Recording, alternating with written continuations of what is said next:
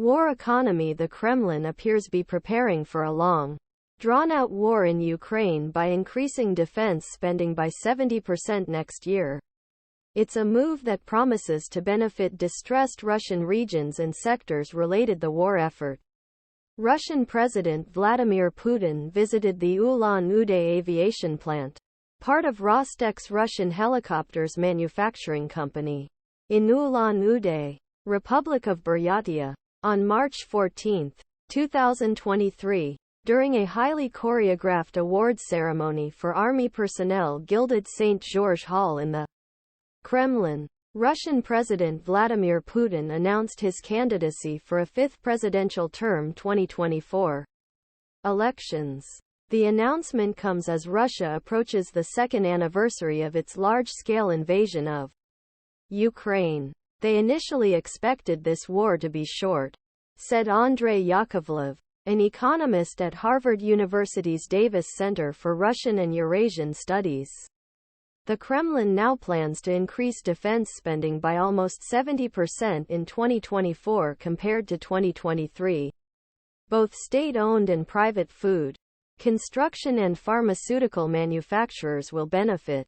All these people need to be armed, fed, equipped with uniforms, said historian and Russia expert Galia Ackerman, adding that companies providing prosthetics funeral services will also benefit as the war in Ukraine continues.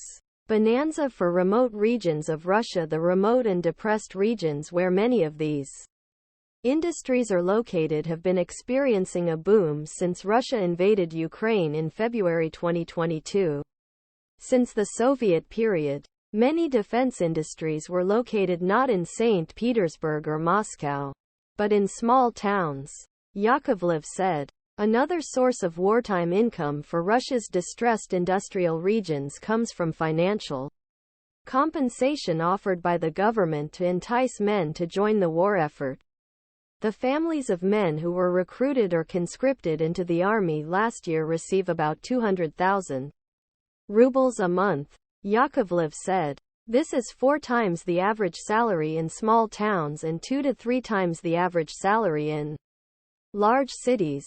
Yakovlev noted that the men who enlisted mostly came from regions that had not seen much prosperity in the past 2 decades, such as Buryatia, Tyva or Novgorod. The glut triggered by government spending in the defense sector also led to increased spending in other sectors of the economy, including construction, domestic tourism, restaurants and hotels. The Kremlin also managed to continue paying salaries to public employees in the education and healthcare sectors. Large oil and gas revenues allowed him to continue the war in Ukraine while keeping domestic spending in check. Unsustainable? Before sanctions of United States and European Union were fully implemented at end of 2022, Russia's oil and gas revenues were growing rapidly, with revenues increasing by 28% compared to 2021. Russia was able to compensate for the decrease in exports by increasing the increase in exports. Price P. Yakovlev stated that Western-led Rostec